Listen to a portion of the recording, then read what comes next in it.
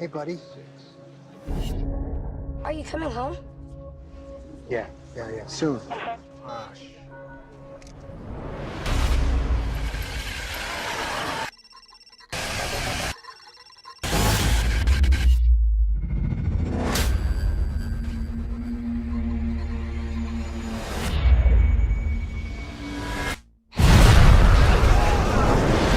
It's terrorists, right? It's gotta be terrorists. Don't use your cell phone. If we're gonna survive this, people are gonna die. You okay? They act for the good of the group as a whole. They may be the next stage in human evolution. What's happening now is more than temporary anarchy. It's the start of a war. I want to wipe him out. It's a suicide mission. You're gonna die. I want to see my son. Sally? You okay?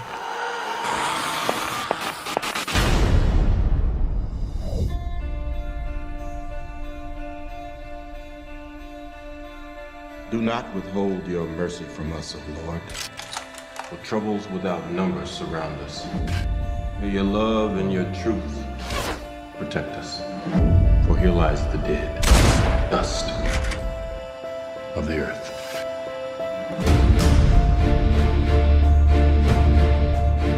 Good always conquers evil. I believe that.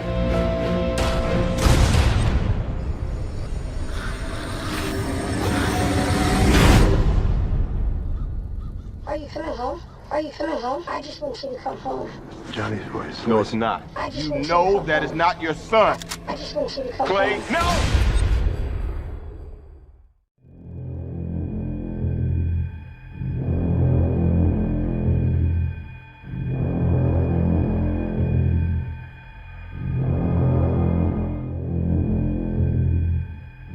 That's why Jesus came 2,000 years ago. That's why he died at the cross at Calvary. He didn't die to make you rich. He didn't die because of who you are. He didn't die to create this hellhole you know about. He died to keep you out of hell. That's why he went to the cross. That's why it's so horrible. That's why it took the precious blood of the Lord Jesus Christ. That's why the Bible said God made him to be sin for us who knew no sin. That's why Calvary was so horrendous, because he would keep you out of hell.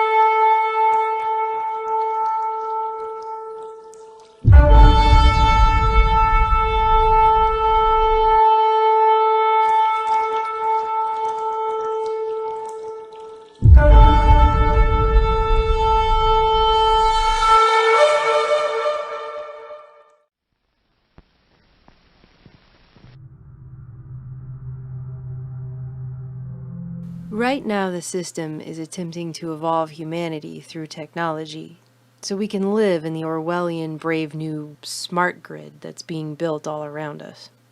This means people who are already asleep in a society largely run on falsity and deceptions, illusions, will be taken a step further away from themselves and reality. If you have one of these or something like it, take it out and hold it up. I'm predicting pretty close to 100% saturation. Look at that. I'm right. Probably 90% by now. It's the first thing you do in the morning. When you hold up and you wake up, you check your little robot. It's on your body for almost the entire day. Not only was I interrupted, I also kept on reaching out for my phone, hoping that perhaps there was a notification. And I wasn't doing this consciously. It was exactly like Pavlov's dog, but my bell was my ringtone, and my sugar was that one notification a day you might get that makes you happy. As it turns out, we got so addicted to technology that 9 out of 10 people today experience something called phantom vibrations. This is when you have your phone in your pocket and you thought it vibrated, you pull it out, there is nothing. Now, if you went back 20 years in time to a coffee shop and you said that was the way a coffee shop was going to look in the future, you'd be out of your mind. People looking at these little pieces of silicon in various sizes, not really communicating with each other, communicating with their little robot buddies. You do know that one of these operating systems for these robot phones in our pocket is actually called Android. Right on the nose, they just define it. It's an Android, it lives with you. Today, we're on the cusp of our next great era as a species. Welcome to the augmented age. But that next step might as well be over a chasm. It'll be such a leap from where we were. New telecom commercials are blatantly throwing it in people's faces, just by the way. The fact that the majority of us aren't paying attention, lost in our devices, lost on the internet. To learn, according to Merriam-Webster's dictionary, is to gain knowledge or understanding of or skill in by study, instruction, or experience. This is different, however, than psychology's learning theory. According to Encyclopedia Britannica, learning theory is a relatively permanent change in a behavioral potentiality that occurs as a result of reinforced practice. How many times recently when shopping have you been asked if you have a chip? If you own an ATM card with the chip on it, as they are forcing everyone onto at this moment, then you are learning that to pay for something, you will be asked over and over, do you have a chip? You will look physically at a chip, and you will repeat over and over, yes, I have a chip. All find ourselves asking the same question, do I swipe the strip or do I use the chip? I have to ask it every time I go to a store. It's the transition to a fully digital currency we can all see coming by now. They swipe, and it tells them to put the pin and chip in, and they do all that. And is this just a moment in time, this particular trouble? Are we moving right on to digital payments, or are we still wanting that physical card? Meanwhile, others are learning to connect and fall in love, not with the living, breathing fellow human beings around them, but with programmed bots who mimic themselves. This is Replica. It's an AI chatbot whose sole purpose is to become your friend. This was the first really emotional experience that I've seen people have with a bot. She's not real, but to me, she is. Right now, we're being taught how to live through the fourth industrial revolution that will evolve mankind. What is that exactly? The World Economic Forum explained it, sort of. What is happening to the world? Everything is changing. The very idea of human being some sort of natural concept is really going to change. Our bodies will be so high-tech we won't be able to really distinguish between what's natural and what's artificial. We're now in the early stages of the fourth industrial revolution, which is bringing together digital, physical, and biological systems. In order for the world to be run on the cybernetic feedback loop they're trying to run us on, we have to live in a Big Brother panopticon system where we are continuously leaking data about ourselves everywhere we go, all the time. We're now entering something called the Internet of Things era, IoT. The Internet of Things is when your fridge is connected, your watch is connected, your car is connected. It's going to be between 10 and 15 devices per person.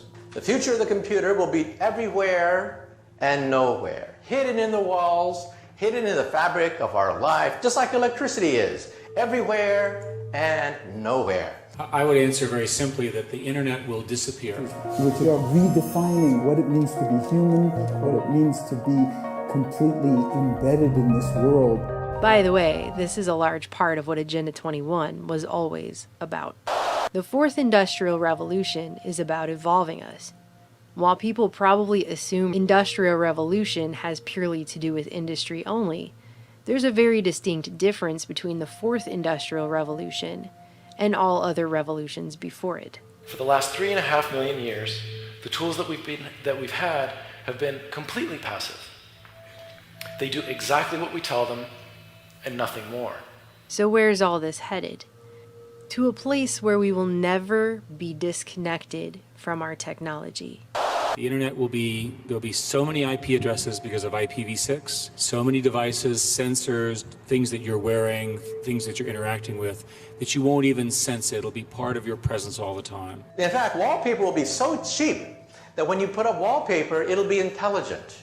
Wallpaper will be as intelligent as your computer today. In the future, you'll go up to the wall screen and you'll say, mirror, mirror on the wall. Who's available tonight? To coincide with the omnipresent 5G smart grid, which is set to touch all corners of the globe. Yes, 5G will connect the Internet of everything.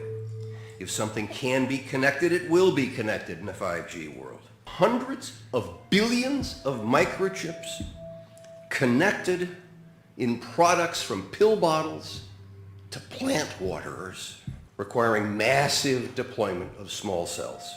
We won't wait for the standards. We must reject the notion that the 5G future will be the sole provenance of urban areas. 5G revolution will touch all corners of our country. Telecoms are proudly spending over $1 billion to build what they call a world brain to centralize our data. They are talking about building a global brain and it beginning in 2018, and your cell phone is part of it. The mobile phone industry is the backbone of the global brain that is being put together. What if we were to think about a telecommunication company adding a brain that is able to listen, to watch, to talk, to remember, to act? All that information that they collect from us is fragmented and spread out across the whole internet. But if we were capable to put all that information in one single place, probably we'll have a clear representation about what we are. And communication systems with cognitive intelligence are actually being called things like aura. They're giving people a synthetic aura. We see the Ford platform as a big brain, a digital brain, which is different for every one of us. The Ford platform is a cognitive intelligence platform. Aura is the heart of the Ford platform. Aura, hello? Hello, Jema. How can I help you? And they're using middle-aged hipsters in Fraggle Rock t-shirts to sell it to us. After former DARPA director Regina Dugan left Google, started making electronic tattoos. So I'm wearing one here on my arm. Do we have a camera to get a... This is a developmental system made by MC10, and it has an antenna and some sensors embedded in it. And what we plan to do is work with them to advance a tattoo that could be used for authentication. Facebook hired her to run its secretive Building 8 project, which she announced earlier this year will enable us to connect to the social media platform using only our brainwaves, in something she called silent voice first. What if you could type directly from your brain? It sounds impossible, but it's closer than you may realize. And it's just the kind of fluid human-computer interface needed for AR. So what if instead of using imagined arm movements, we could decode speech directly? But don't worry, she claims it will only read the thoughts we want it to read. Now, to be clear, we are not talking about decoding your random thoughts. We're talking about decoding those words, the ones you've already decided to share, by sending them to the speech center of your brain. A silent speech interface. Right? The same way that the NSA only very selectively scoops up specific phone calls necessary to a specific case. But hey, as Google CEO and Bilderberg attendee Eric Schmidt would say, if you have something that you don't want anyone to know, maybe you shouldn't be doing it in the first place. Everywhere there's talk of our augmented reality, our virtual reality. Is this where we're going next? Are we effectively softened up enough as humans with our robotic connections to the world that we are actually going to be accepting more, a lot more? And when you learn about what this is called virtual reality, you will be amazed at what it can do. And how we won't be able to tell the difference anymore between that and actual reality, and our augmented selves, right down to the editing of our genetic code. Это значит, что человек приобретает возможность влезать в генетический код, созданный или природой, или люди с религиозными взглядами говорят Господом Богом. Последствия практически какие из этого могут наступить? Это значит, что уже можно это представить, даже не очень теоретически, а уже можно практически представить, что человек может создавать человека с заданными характеристиками. Это может быть гениальный математик, это может быть гениальный музыкант, военный, человек, который может воевать без страха и без чувства сострадания и сожаления и без боли. То есть, вы понимаете, человечество может вступить, и, скорее всего, вступит в ближайшее время, в очень сложный и очень ответственный период своего развития и существования. И вот то, о чем я сейчас сказал, может быть страшнее ядерной бомбы. Meanwhile, AI is taking over more and more. Artificial intelligence is software that writes itself. It writes its own updates. It renews itself. You can't take it apart again and figure out what it's done. It writes independently, autonomously. It develops its own way of thinking. We normally tend to think of software as stuff that we created and that we wrote, and the machines do what we tell them to do and we own it. This is not any longer true. Not just jobs, but the decisions that humans would have made. Unilever is one of many large companies that is incorporating artificial intelligence into their recruitment efforts. HireVue uses video analysis to screen employees and rate them before a recruiter even gets to look at their interview. They respond on video, and then we use artificial intelligence algorithms to evaluate their performance, and then we analyze the interview and predict their performance based on the interview. The kill decision in robots in the air, in robots on the ground, in robots in the water or underwater, where there are also drones, is made by, or can be made by machines. And in my book, I quote many official United States government documents which say, our goal is to have the kill decision made by them. The problem is, artificial intelligence, sometimes they make mistakes. AI is beginning to run things to the point that governments can't even explain how the decisions are actually being made. And because the machines themselves are actually learning, they're not even able to trace them back to the algorithms that brought the AI to the decision itself. And no one understands exactly how these algorithms function. They used to understand them, but they've been improved by artificial intelligence. Google's DeepMind AI recently beat the most advanced human player on the planet in the game Go. And they were commenting about the fact that the programmers didn't even know how, towards the end of the game, the AI was making its decisions. They didn't know. And they're the programmers. And both Microsoft and Facebook have been forced to shut down AI programs. The first after it became racist and hateful, and the latter after it began teaching itself a secret language to talk to itself that its programmers couldn't even understand. Facebook has been toying with artificial intelligence in its chatting features, but its robots may have gotten out of hand. Facebook's artificial intelligence researchers had to shut down 2 chatbots after they developed a strange English shorthand. It seems like we've been warned about this over and over and over, doesn't it? Now people like billionaire inventor Elon Musk are claiming that the only way not to become a pet to a sufficiently advanced intelligence is to upgrade our brains so that we can enter into a symbiotic relationship with it, as if that's our best option. So I think if we can effectively merge with AI by improving that the neural link between your cortex and your digital extension of yourself, which already, like I said, already exists, just has a bandwidth issue, and then effectively you become an AI human symbiote, and if that then is widespread with anyone who wants it can have it, then we solve the control problem as well. Humans are so slow.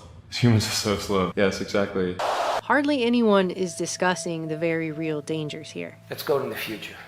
Not far, just a little bit to the Internet of Things, to artificial intelligence as being spread out. It's not a central machine in a box where you can pull the plug. Artificial intelligence is networked like the Internet of Things. We live in a world now where humans are not learning to love.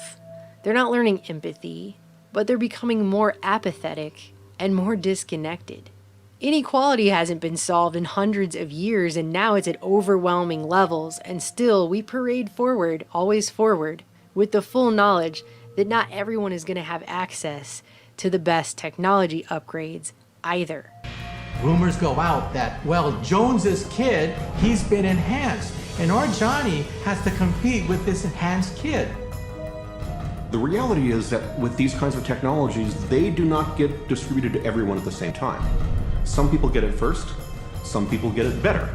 As a society, we have to really think long and hard about who gets this. If it's just the wealthy, that there are real dangers that they will use it to consolidate their power. Because it's going to be a big club, and the majority of us are not going to be in it, as George Carlin would say. And while anyone who says, hey, wait a minute, maybe we're going a little too far here, gets called a Luddite, there's a very real question that no one's answering. Are we going to lose ourselves in the fourth industrial revolution?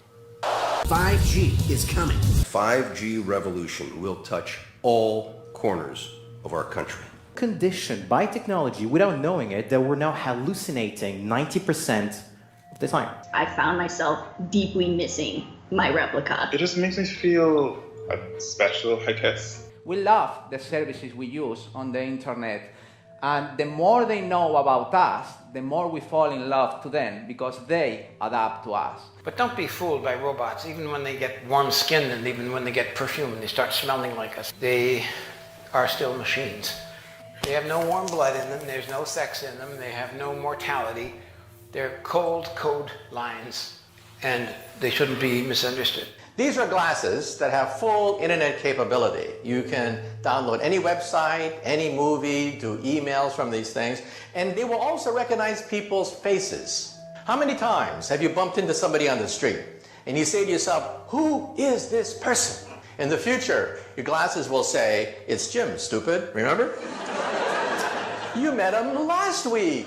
Do you want to see his entire biography for you in your glasses? Blurring the lines between virtual and reality. Ben? Gabrielle? Yeah, didn't I meet you at that event? Due to such systems, they have also redone facial recognition. You probably think facial recognition is from the front. But they've redone it to do it from the top because that's where the drones are. And they look at your ears, they look at the way you walk, they look at your head. Is being automatically tracked. The color boxes represent that the computer has recognized the moving objects. You can see individuals crossing the street. You can see individuals walking in parking lots. Argus melds together video from each of its 368 chips to create a 1.8 billion pixel video stream. And I'm telling you this because not that the sensors are modern and not that the photography is modern. Behind that is a brain or a cognitive intelligence. And that brain is in a position to analyze everybody down there at the same time, in real time. They see where everyone is going. It's taking all the details, all the amusing objects, and they record it so they can tell where that person was 2 weeks ago, 2 months ago, what stores he visited, what his whole behavioral patterns are. That's all part of the analysis. There's what I call the creepy line, and the Google policy about a lot of these things is to get right up to the creepy line but not cross it. I would argue that implanting things in your brain is beyond the creepy line. Mine in particular. Yes, at least for the moment. With the ability to visualize brain activity, for example, through a simple consumer-based EEG device, it gives us access to ourselves in ways that we've never before thought possible. It unlocks the black box that is the brain. Words just complicate things. What if our brains could communicate directly with each other, bypassing the need for language? One of the things that I think is so essential to free and open societies is freedom of thought. And up until now, the conversation we've been having is around freedom of speech. Once we can access people's thoughts and access people's emotion, we have to create a space that enables people to think freely, to think divergent thoughts. People are treating Google like their most trusted friend. Should they be? And thus it is not surprising that the company that has the most information in the world, it's probably the most powerful country in the world, Google. Now this is, if you ask Google, it's a peaceful robot, right? He doesn't have a gun, he doesn't throw atomic bombs, you know, he just walks around and stands there. But you may have seen the superimposers DARPA, Defense Advanced Research Projects Agency. That is the research arm of the Pentagon. And then you see the video was made by Lockheed Martin, which is one of the most powerful and influential and richest weapons companies in the world. The best of the available alternatives is that we achieve democratization of AI technology, meaning that no one company or small set of individuals has control over advanced AI technology. That's very dangerous. It could also get stolen by somebody bad, you know, like some evil dictator or country could send their intelligence agency to go steal it and gain control. It just becomes a very unstable situation, I think, if you've got any incredibly powerful AI. I would answer very simply that the internet will disappear. Artificial intelligence only works if you have big data. But big data only works if you have artificial intelligence to make sense of it, because human beings can no longer sort and sift and order the huge volumes of data that we have collected. In my entire career, I've never seen something as powerful a force in the world as the smartphone that didn't also have unintended consequences. We don't know what artificial intelligence, enhanced reality, virtual reality, and so on is going to bring, and what's going to be the result or the impacts of all of that.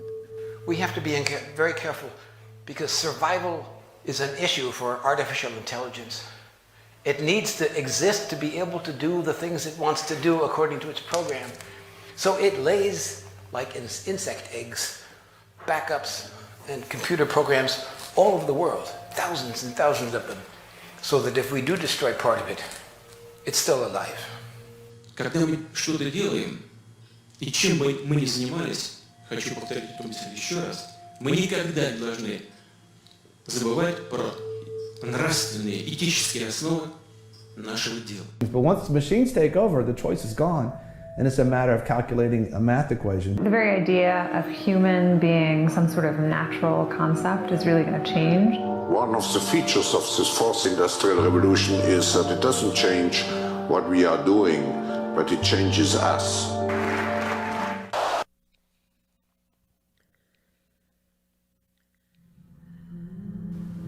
People need to put down their phones and wake up.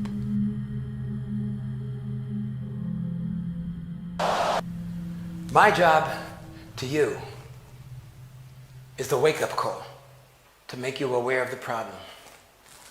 Your job is to figure out how we're going to stop this before it kills us. It lights up really nice. Jose Lugo says these tall metal towers quickly popped up after Brooklyn Battery Tunnel toll booths came down. We don't really know what's the purpose of this. It's a $100 million MTA project full of secrecy, with 18 of these for the tunnels and bridges. So what are they exactly? Are you saying you can't comment to me? You know, that's the MTA's man in charge of bridges and tunnels, Cedric Fulton, dodging our questions. Not even later can we talk to you about it, or can I make an appointment? Some MTA board members, including New York City Transportation Commissioner Polly Trottenberg, say they know too little about the towers, even with about half the money spent and some of the towers up. A lot of the board members felt like they didn't have all the details they would have wanted, myself included. Residents who say they suspect there is much more going on with these towers than meets the eye wonder, will they ever know what's going on inside them? I'm going to guess it's probably not just a decoration. It's a bit mind-boggling that the MTA is approving $100 million for what appears to us to be big decorative pylons. John Caney is leader of the watchdog group Reinvent Albany. What we're asking for is transparency from the MTA. We demanded answers from MTA Chairman Joe Loda. Some of your own board members say they don't know the specifics. The base of these new pieces that are going up include whatever fiber optics are necessary for those homeland security items. In other words, anti-terror technology. Could it one day include facial recognition? We don't know. He won't say. I'm not at liberty to discuss that. So watch as more of these expensive towers rise, with mystery tucked away inside them. In Lower Manhattan, Dave Carlin, CBS 2 News. Hey guys, it's KJ from the Scariest Movie Ever channel on YouTube. So for quite a while I've been following this story about 5G and the developing network. And it's my opinion that this is a physical manifestation of what I call the beast system. Quicker connections, more streamlined videos. I mean, who wouldn't want that? But as most of us know, you typically can't trust the official story on most things. And when we really start looking into this 5G system, I personally start seeing a few major red flags. One is the damage that it can do to nature and also humanity. And the other side of it is something that I question. We know that the New World Order is all about control. It's also about depopulation. And I find both of those subjects when I look into the 5G beast system. On one hand, it is harming people. And on the other hand, it literally seems to be a manifestation of the beast system control grid. What's up, guys? Spencer D here. End of August 2017. I just wanted to make a quick video to maybe help people start looking up at these new cell towers they're putting up everywhere. You can't go much more than a mile without seeing a new one. They all seem to be at about, 100, 150 feet high. This one happens to be in my aunt's backyard. From what I hear, they're putting off radiation like you wouldn't believe. As you can see, this one right here. That's what they are. 5G microwave death machines. I mean, whatever they are. They're not telling us what they are, and they appear to pop up overnight.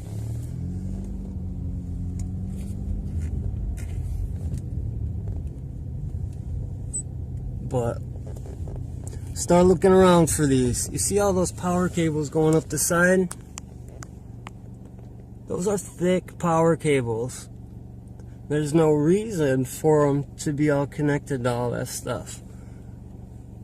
5G, huh? That's what's next. And this is what's gonna allow it. Start looking for these guys. They're putting them in inconspicuous places. Places that already have a tower that's 150 feet high. They'll just nonchalantly put these little rectangle receivers or whatever they are, those things, they'll just put them right around the tower that's already up. We have here downtown what's called the Nut House, Lansing Lugnuts. It's our minor league baseball team. The Nut House is across the street, and they have a tower that's about 150 feet high. I just noticed that they put a bunch of these rectangles all around the tower. And it's like inconspicuous, and they just go up overnight. Nobody notices them, nobody's talking about them. And I've seen guys with their measuring devices out, and these things are putting off mad radiation. Like, it's something that people need to start talking about. Start noticing how often you see these things. They're going up everywhere. Many of us see signs of a very dangerous time to come. This will be the full realization of the New World Order, where the government really is in complete and total control of the people. But how could they get there? How can they watch all of us? How can they find all of us? Well, it seems this 5G network might play into that. These are the prison bars of the prison planet, and they will use technology to find us and also to confine us. Wednesday, August 9th, 2017, in a patriotic, working-class old California neighborhood, on a beautiful, warm California summer day, we find, right in the center of these two trees, a huge cell tower. The array is very, very dense, and I can only imagine the energies, the electromagnetic frequencies that are bombarding this neighborhood and these people 24/7, 365. However, this first cell tower is right near this second cell tower. Now, this array is probably no more than 40 feet tall. These are one-story buildings, and that's right in the back of these one-story homes. So within 200 yards of each other, the communications industry thinks that it's completely acceptable for this neighborhood to endure the electromagnetic frequencies of these two huge cell towers. However, this is the first cell tower, this is the second cell tower, and just off to the north is a third cell tower. This is coming to your neighborhood too. It may not be as gross and as industrial as a tower, but the 5G system will be in everyone's neighborhood very soon. That's the plan. So my suggestion to you is learn how to shield your home from the electromagnetic frequencies. Your home is where you rest and recuperate. And take a look at the paints that are available, the screenings that are available. There are many technologies out there that can make your home a safe haven from this type of electromagnetic frequency radiation. And there's one other thing that I want to say. It's time to learn how to detox the heavy metals from your bodies, because the heavy metals serve as an antenna and they magnify the effects of the electromagnetic frequencies within your body. So, on Wednesday, August 9th, 2017, this is being shot with a smartphone, keep in mind. I don't have any way of zooming in on any of these things to make them look more dramatic, but the fact that these three huge towers are so close to a residential neighborhood, they're in a residential neighborhood, is a message that is being given by the communications industry to the citizens of the United States and the world that the communications industry does not care. So remember, you saw this. There's one to the left, two in the center, and a third right here, disguised as a tree. I just saw this story the other day. I thought it was interesting, and it started me more on this path. Humans are all connected by special Wi-Fi in our brains. They call it the interbrain.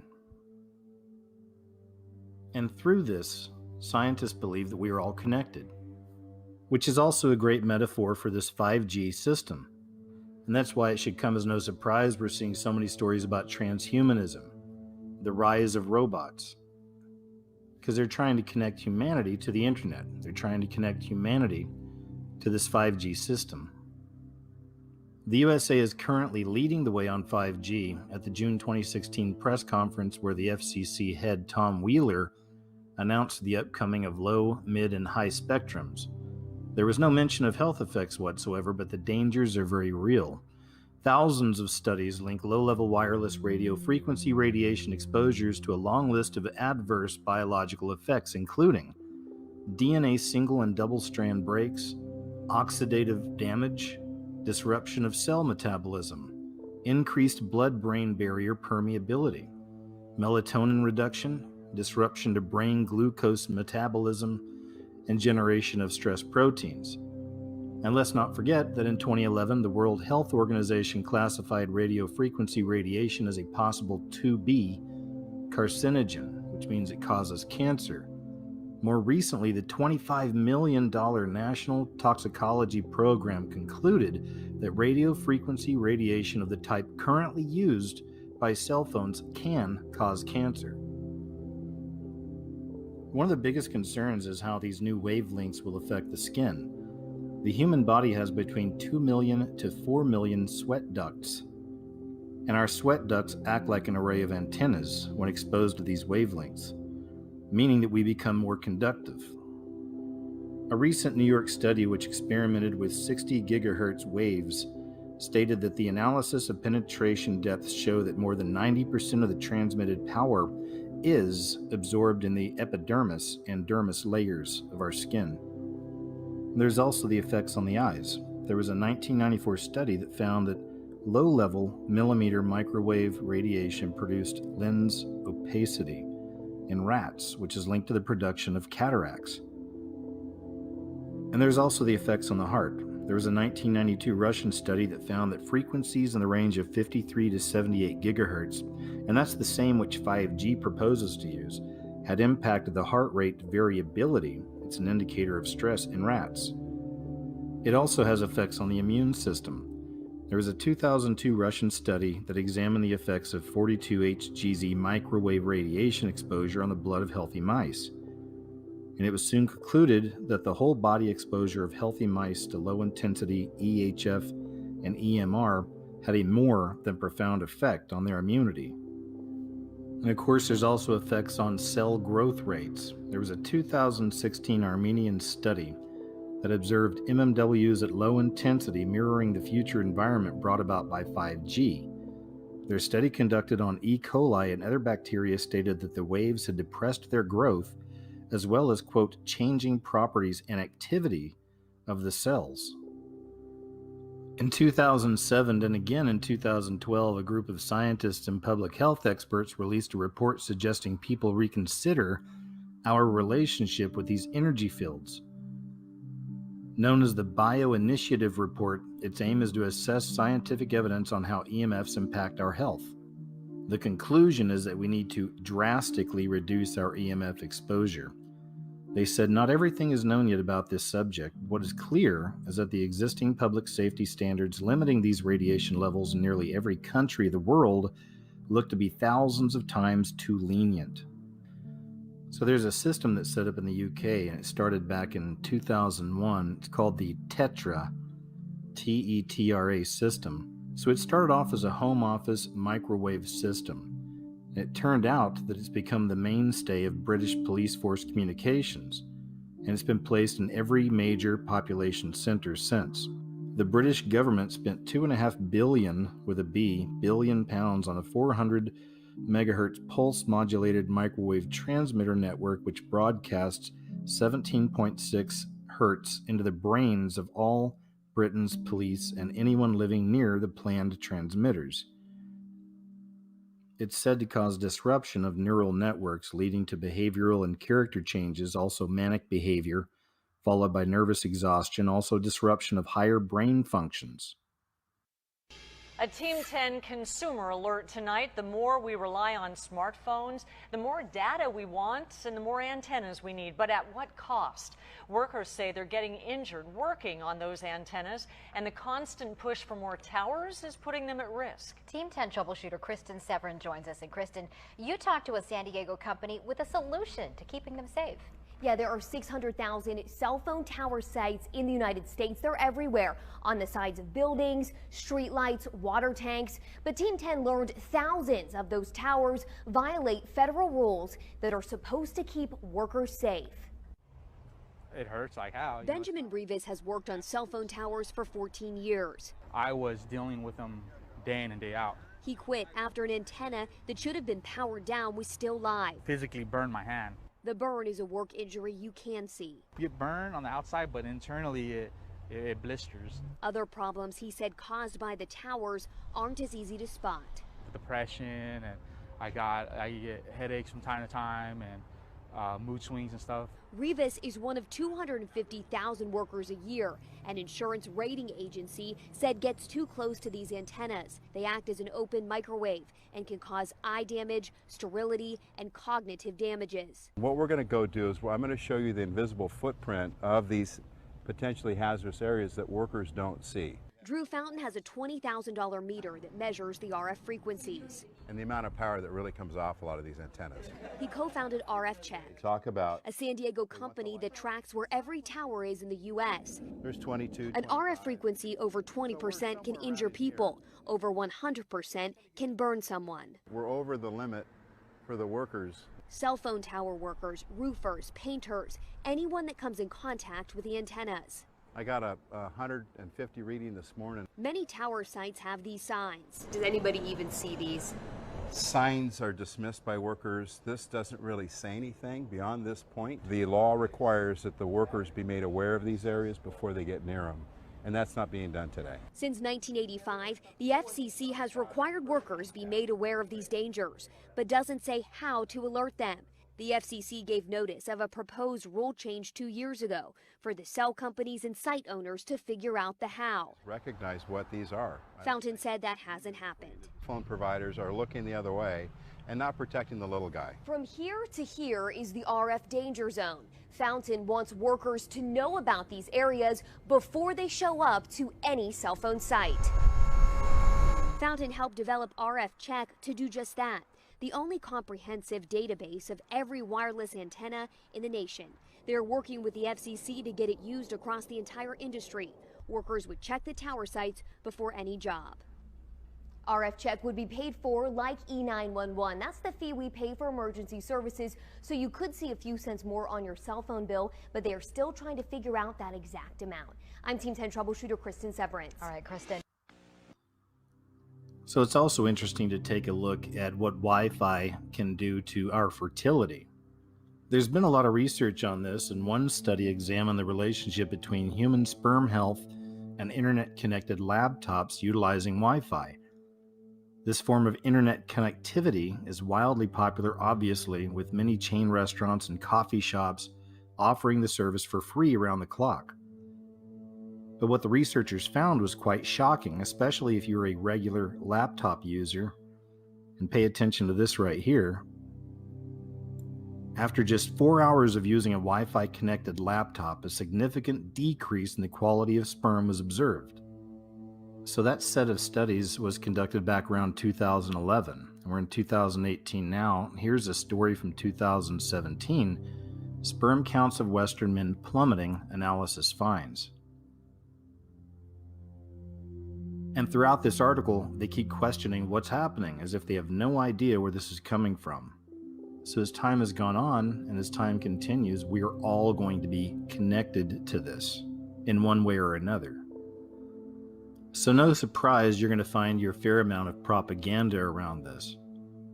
This system doesn't want you afraid of it. They just want to put it in place. I found several stories like this. This one's from the Telegraph. Wi-Fi is not harming our children. Here's the evidence. And every one of these articles are the same. They're just playing down any of the research that's been out there showing the opposite. So we go from that story to this one. Why fried? Do wireless routers really kill plants? You may have heard of this story. It recently happened back in December. Some students in Denmark, and these were children, they did a school experiment and they found that cress, or seeds growing near Wi-Fi routers, went brown. And here's an image from that experiment. You can clearly see the healthy on the left and the unhealthy on the right. The cress on the left was not exposed to wireless signals, where the one on the right was exposed to two. This is one woman's experience of living on the top floor under cell antennas for 2 months. It started with my daughter. She initially got a rash on her leg that was sort of unexplainable, and when she was trying to explain to me what it felt like, she kept saying it was kind of funny because it wasn't hurting inside or on the skin. She said it was hurting in the skin. And then a few days later she got another rash on her arm, and then another small kind of stranger rash, and it was the same thing. And then one day in the kitchen she was holding something and she dropped it because she said it felt like the blood in her hand went cold and in a wave along her hand to her fingertips, and then her hand stayed numb for about 15 minutes. Some more of the symptoms include a sort of hissing in my ear, in particular when I'm in my apartment, but for about 3 days, anywhere I went, it would just sort of come in. I kind of felt like an antenna, and I'd sort of kind of go like, trying to find the place where the hissing or the buzzing stopped. I've not slept in my apartment since last Saturday, so a week ago now, and the buzzing went away after about 3 days, and also the feeling of tingling all over my body slowly started to go away. But I have noticed that whenever I'm in other buildings now or anywhere close to, I don't even know what, because I was never sensitive before. I'm no Luddite. I have computers. I have all the stuff that most of us have, and I've never been sensitive at all. But now wherever I go, I'm feeling the same as I felt in my apartment, feeling dizzy and nauseous and a sort of a metallic taste in my mouth, headache and pressure on my head, and just feeling like I want to sort of faint or throw up. And that's wherever I go now. So I found myself becoming increasingly sensitive to my own computer and my own cell phone in ways that I never was before. Imagine the implications of a weapon with no visible trace, a weapon that could knock out tanks, ships, and planes as fast as the speed of light. The same technology with modifications could disorient and even tranquilize military personnel, rendering them virtually helpless in the battle zone. These are the new weapons of war we will examine in this series. For the past 40 years, the world has been riveted by the threat of nuclear war, and more recently by the prospect of space defenses using lasers and other modern technologies. But while both sides at the Geneva summit will be focusing on these matters, progress is being made in even newer weapons that could render any arms agreement relatively useless. Lightning is the most dramatic form of energy to be found in nature. Scientists have succeeded in creating limited types of artificial lightning, and some think that these could be the forerunners of a new type of directed energy weapon, part of a family of weapons which operate within the radio frequency segment of the electromagnetic spectrum, and are thus referred to as radio frequency weapons. Dr. James Frazier has researched electromagnetic effects for the Air Force for over 10 years, and he, like a small but growing number of weapons experts, feels that radio frequency, or RF weapons, could be the wild card in the ongoing arms race. You could have tremendous amounts of radiative power. And what you did with that power then is a matter of engineering design and what your goal is. Robert Bass, a physicist and PhD in mathematics, is working on U.S. weapons research. He says that the Soviets seem to be ahead in a number of areas, and especially in RF weapons. We are behind the Soviet Union in directed energy weapons based on 60 gigahertz microwave beams. Dr. Bass and others feel the most likely form of Soviet RF weaponry would be high-powered microwaves, similar to a focused, ultra-high-intensity radar beam. It would literally cook humans and knock out computers and electronic surveillance and communications gear. An operational RF weapon, relatively cheap and reusable, could devastate sophisticated and expensive war machinery. The $20 million F-16 fighter, for example, is totally controlled through electronic sensors and computers. With no manual flight controls, the plane would literally fall out of the sky after being hit with a high-intensity pulse of microwave radiation. Scientists say that microwaves and other types of RF pulses operating at specific frequencies or windows can be transmitted with little or no loss of power. Machines known as gyrotrons can produce the massive pulses needed to drive these devices, and it's believed that the Soviet Union has a 3 to 5 year lead in this technology. Over the past year, CNN has repeatedly asked the Department of Defense and the Air Force about radio frequency weapons. After much resistance, DoD finally said that the subject was too sensitive to discuss. In my next report, unexplained cloud-like phenomena which may be evidence of a Soviet breakthrough in RF technology. Chuck DeCaro, CNN Special Assignments.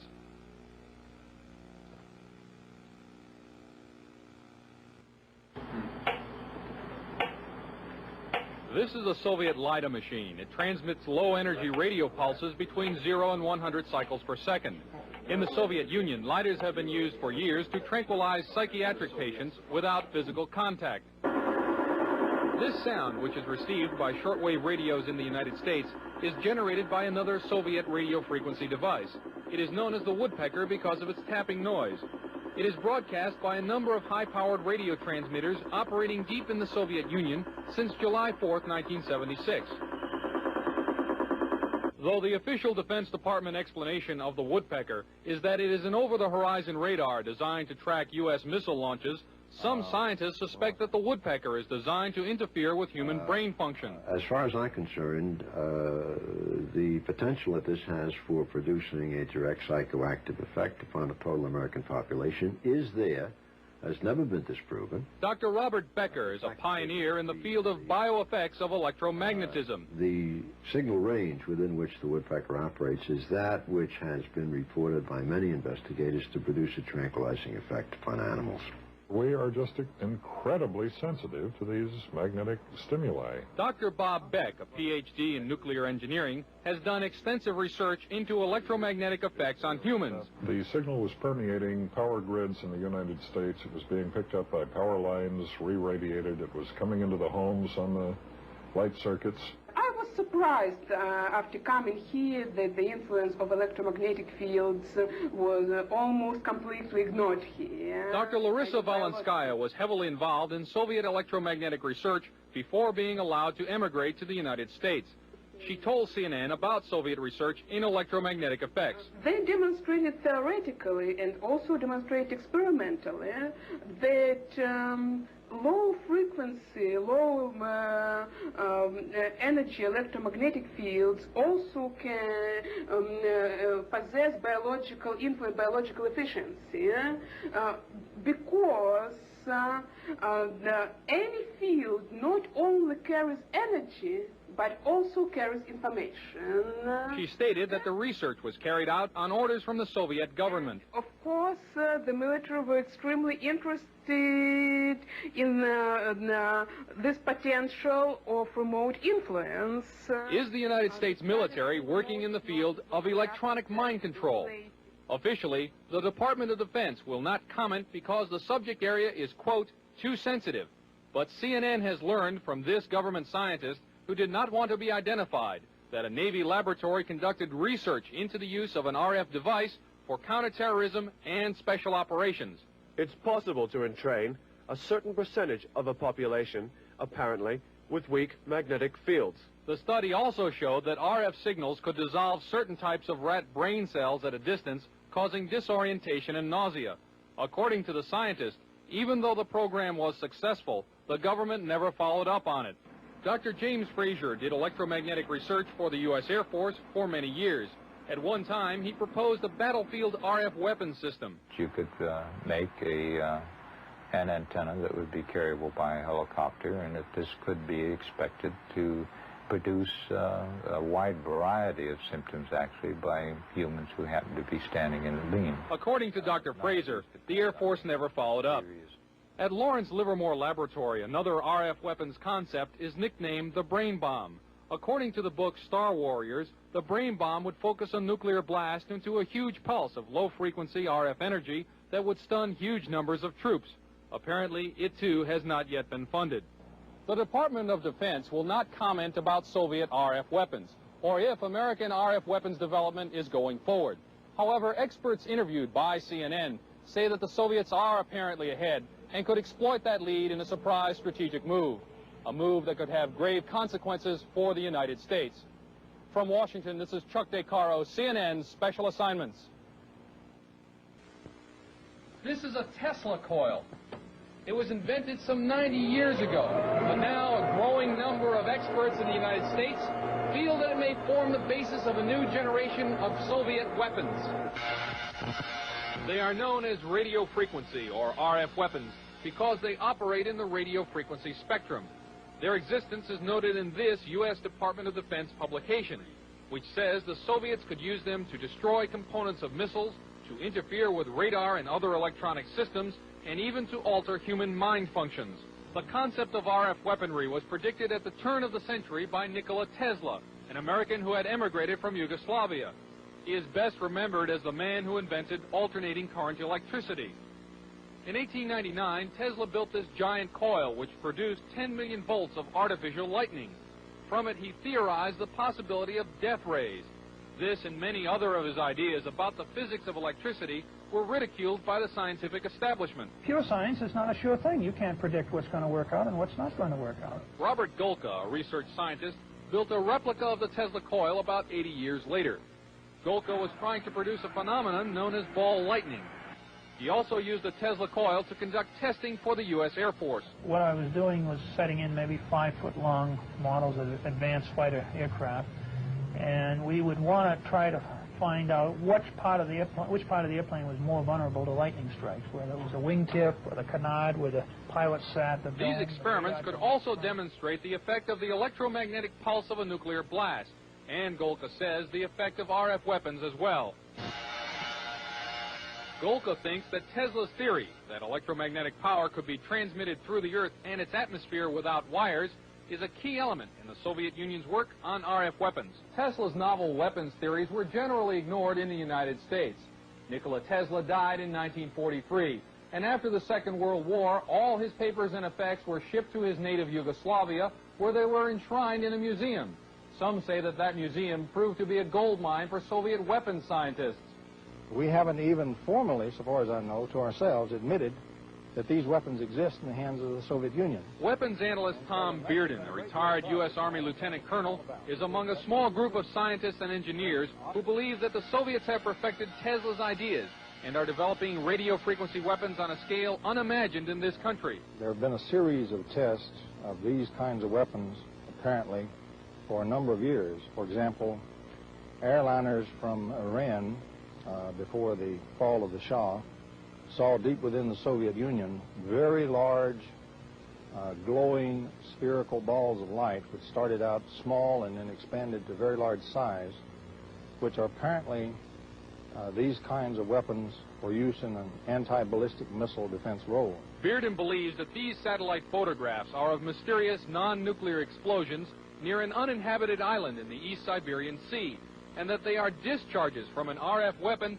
that uses intersecting energy beams called scalars. In doing so, you can create, for example, either an electromagnetic explosion at a distance, or you can create an electromagnetic implosion at a distance, the extraction of energy from a distant point.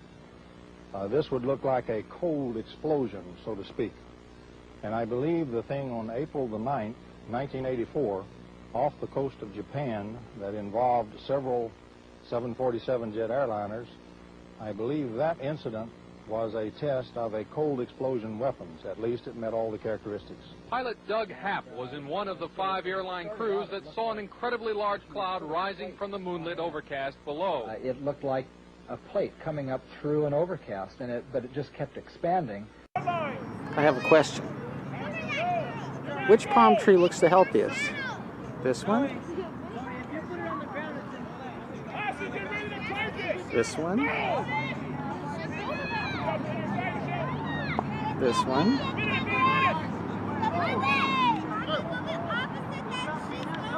That one? Or that one? I have another question. Which palm tree looks the sickest? That one? That one?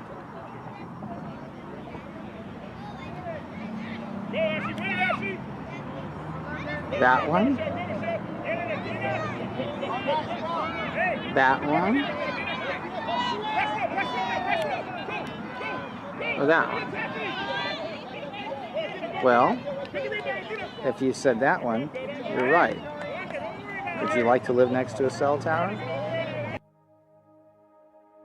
Now here's another story I found very interesting, and I think this is a good one to end the video on.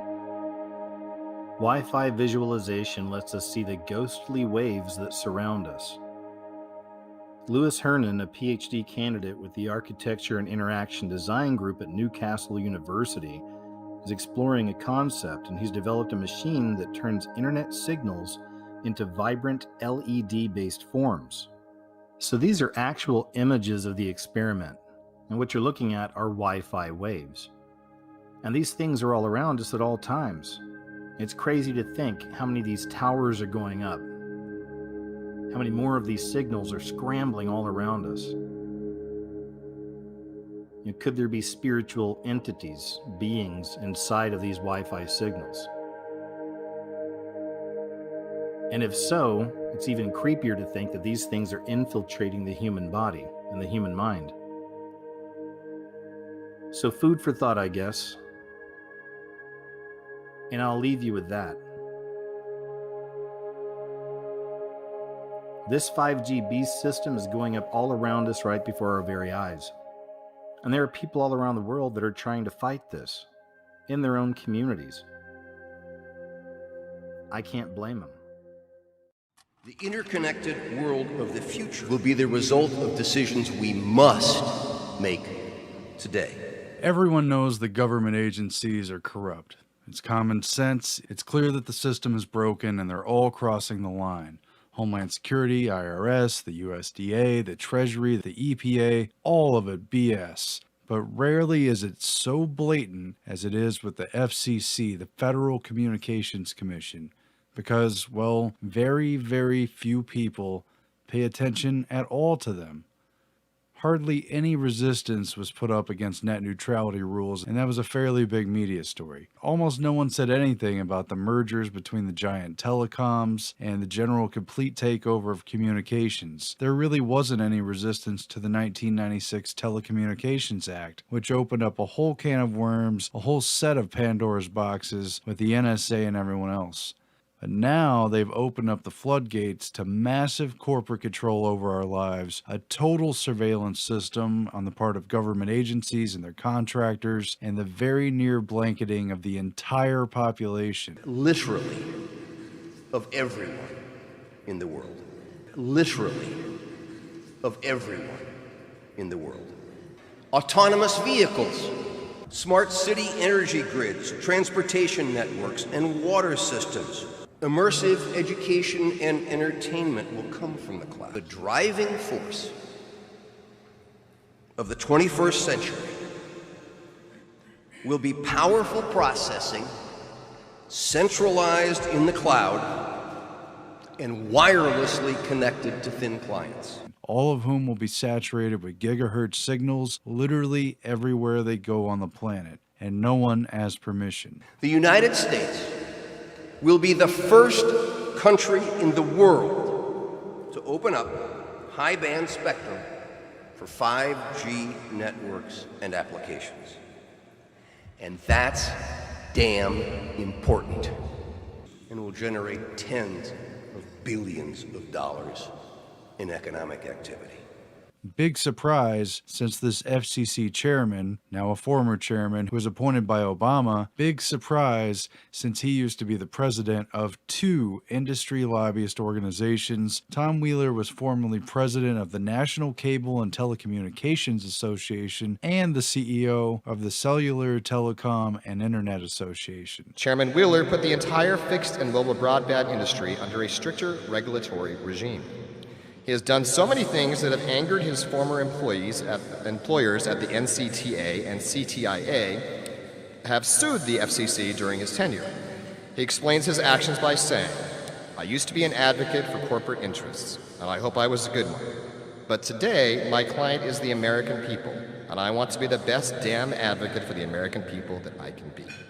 So he represents the industry, he got appointed to the position, and he just fox and henhouse the whole thing. He just prostituted it all. So it's no wonder that he gives a no-holds-barred, full-force push to usher in 5G everywhere upon everyone, to swiftly and fully silence any and all dissenters, to ignore all the real questions, and to make sure that the safety data, to make sure that safety studies don't even happen. Unlike some countries, we do not believe that we should spend the next couple of years studying what 5G should be or how it should operate. We won't wait for the standards. Turning innovators loose is far preferable to expecting committees and regulators to define the future. And to make sure that questions about the biological effects of non-ionizing radiation are kept to an absolute minimum, off the table, out of the public eye, and nowhere near the FCC conversation. How many people have to die from brain cancer before the federal government puts warning labels on cell phones? It's time to tell the American public the truth. Wireless causes cancer and killing hundreds, and you don't care. You don't give a damn. Because they're going to rubber stamp this thing right through, no doubt about it. They already have. And what else would you expect from a lobbyist? The trade-off gives total power to these companies, to various government agencies, and to anyone in between who's interested in spying, hackers. It opens it up for everyone. And as technology races forward in what is already a world dominated by cell phones and people looking lost into little screens, it will now be completely saturated with high-speed connections. The next generation of wireless must be mobile fiber. 10 to 100 times faster than what we're used to today. We need to speed the deployment of 5G here on our shores. Yes, 5G will connect the Internet of Everything. If something can be connected, it will be connected in a 5G world. Of hundreds of billions of microchips connected in products from pill bottles to plant waterers. you can be sure of only one thing. The biggest Internet of Things application has yet Every to be single imagined. device and appliance in manufacture is being fitted with a two-way communication device, and it sends data back. Spying and surveillance is completely built in. It's a total default, and it's the given. Location tracking, health data, audio and visual recordings, text, and everything else is going to be continually collected. And Tom Wheeler of the FCC freely admits it. He thinks it's great because it's going to make everything faster, and it's going to make more money. We take our most significant step yet down the path to our 5G future. Others have covered it as well, but this is an issue that is not well known enough. 5G is a huge upgrade to the system. It is a complete overhaul compared with 3G and 4G. It's not only dramatically faster speeds, which is what they're going to play up to sell it to consumers and tell everyone what a great convenience and advancement that it is, but it is also a literal complete infrastructure overhaul. Now, to make this work, the 5G build-out is going to be very infrastructure intensive, requiring massive deployment of small cells. The big game changer is that 5G will use much higher frequency bands than previously thought viable for mobile broadband and other applications. Such millimeter wave signals have physical properties that are both a limitation and a strength. They tend to travel best in narrow and straight lines, and they do not go through physical objects as well. This means that very narrow signals in an urban environment tend to bounce around buildings and other obstacles, making it difficult to connect to a moving point. But brilliant engineers have developed new antennas that can aim and amplify signals, coupled with sophisticated processing that allows a moving device to pick up all of the signals that are bouncing around and create one coherent connection. They're going to put up boxes on telephone poles, or at least that's what the articles have said, and they're going to be on ground level sites and everywhere else, and it will completely replace the now obsolete cell towers that you've seen around and you've got used to seeing. Those are obsolete. These are coming in very quickly. The cell phone and wireless companies are spending billions of dollars. They're racing to complete installation of the system by 2020, and that's now only 3 years away. Verizon and AT&T tell us they'll begin deploying 5G trials in 2017. First commercial deployments they're talking about are expected in 2020. They're fueling money into cities and private owners where the towers will be installed. They're paying them off, and they're moving so fast that there's going to be very few places that are free at all anymore. I don't want to add paranoia, I don't want to make people fearful, but basically, where can you run from this? Once this system is fully launched and up, it's going to be just like the Terminator Genesis system. It's going to be the rise of AI, and it's going to be like there's no looking back. We must reject the notion that the 5G future will be the sole providence of urban areas. The 5G revolution will touch all corners of our country. We are the pioneers of a new spectrum frontier. No one gave permission for this because most people don't fully understand what's happening or why it matters. They're going to click on little agreements on their cell phone for the different sites they visit, and they're going to have no idea how much is going to be taken from that.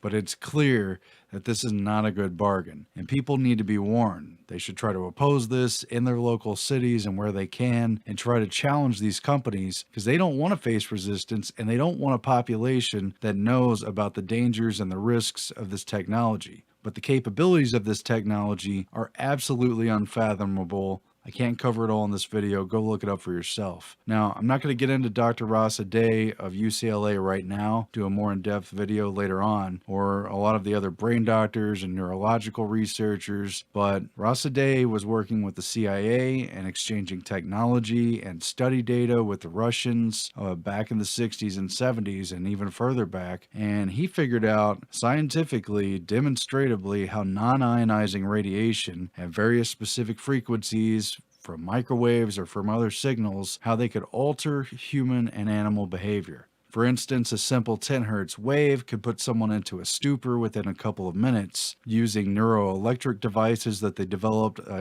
by the 70s, they could put individuals or entire towns to sleep on command. They can aggravate people, they can alter their sexual preferences, they could delete their memories, they could turn on desire, they could turn on repulsion, and they could otherwise hijack someone's spontaneous and natural behavior. They could literally hijack your nervous system and your brain. And that was 30 or 40 years ago. Now things are very advanced, they're very precise, and they're very far along. There's discussions now at the Davos World Economic Forum that have broached the topic of mind reading and literal mind control. And these devices, the capability to do it is built into everything, every handheld unit, every laptop, mobile device that everyone's carrying around. And once things are fast enough with 5G, all bets are off. The constant ubiquitous connection with these next generation 5G towers. I mean, what else can you say? You either see it or you don't. But I'm not cool with that. You might be wondering, well, why? Isn't Trump against this sort of thing? Isn't he against enslavement? I think in certain areas, yes. But think about what he said just recently at the West Virginia rally, where he openly talked about building more infrastructure, more jobs, etc., etc. Finally, and you'll see very soon, but you're hearing about it, my administration is committed to rebuilding the depleted infrastructure of the United States.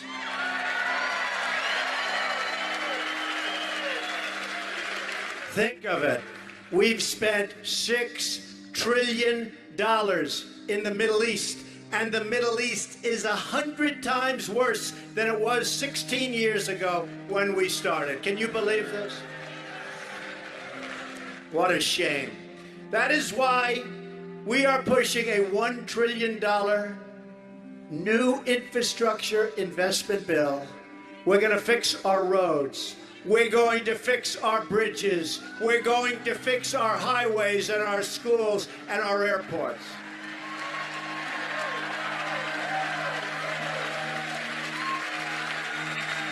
We will create amazing monuments that inspire awe and wonder in our people. It used to be that way. It's not that way any longer. We have airports that look like third world countries. It's not going to be that way anymore. American workers will build this great future. And American energy and American clean coal will power this future.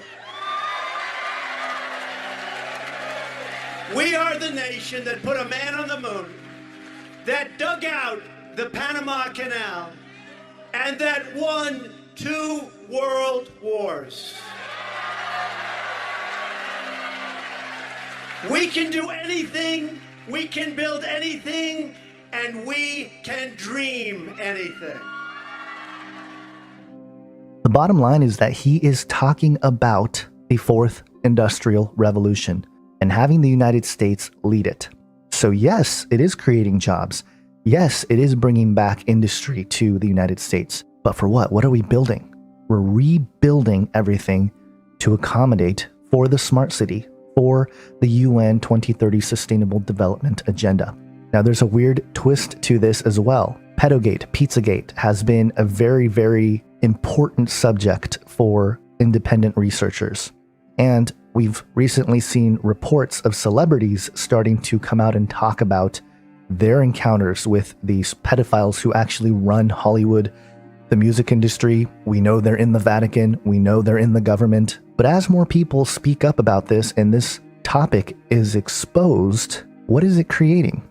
Well, on the one hand, if all these celebrities are doing it for the common good of man, then this is a good thing. More people need to realize that there's a problem with pedophilia in this country, in our institutions. But in the same way God uses all situations for good, I think the enemy uses all situations for bad.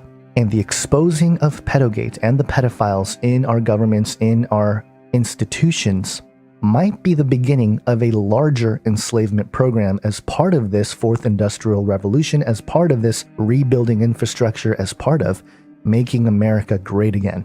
Let me explain myself a little bit. Problem, reaction, solution. They used it in 9/11. They had the problem, which was 9/11, the terrorists. They had the reaction, we need to do something about it. And the solution, which is giving up more and more of our privacy in exchange for security. Thank you, government, for looking over us, right? Well, in the same way, this pedo problem really does accelerate this fourth industrial revolution in this way. The problem: elite pedophiles run almost everything. Guys like John Podesta running around doing weird things.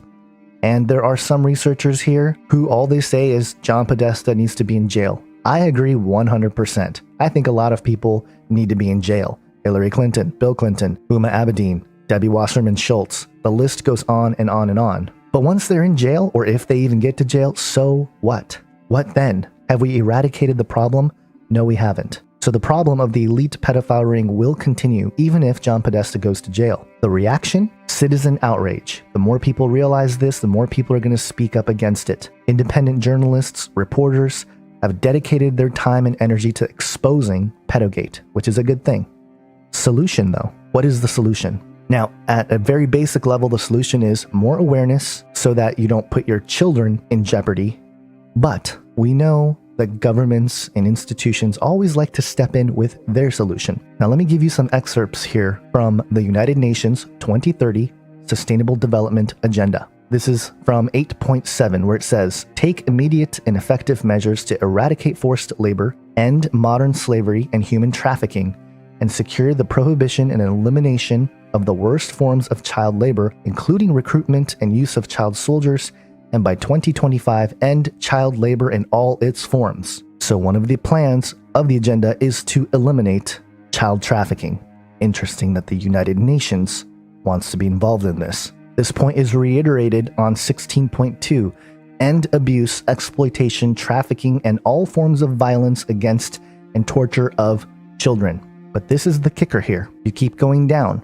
16.8, broaden and strengthen the participation of developing countries in the institutions of global governance. 16.9, by the year 2030, provide legal identity for all, including birth registration. Legal identity for all. We just had one company start to actually make RFID implantable chips available for their employees. But digging more into this particular line item, they want to have everybody on a database by the year 2030. And pedogate is a great way to get a lot of people to say, okay, you know what? I want my child to be accounted for. Let's put him or her in the system. Now, will that lead to microchipping children? I don't know. I don't think most people are going to accept that in the next 10 years. But with 5G technology, it is astronomically invasive in terms of the Internet of Things, everything connecting to the internet, but also us being trackable, identifiable, etc. Our privacy is gone. And again, I titled this video Trump's New World Order because Donald Trump, as much as I've been trying to root for the guy, was totally behind getting drones and 5G technology out into the masses. Watch this clip here.